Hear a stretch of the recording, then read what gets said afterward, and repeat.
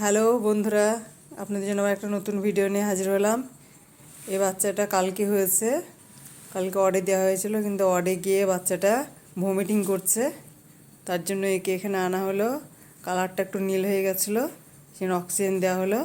আর একে একটু ওজি পরে সাকশন করে দেবো। এটা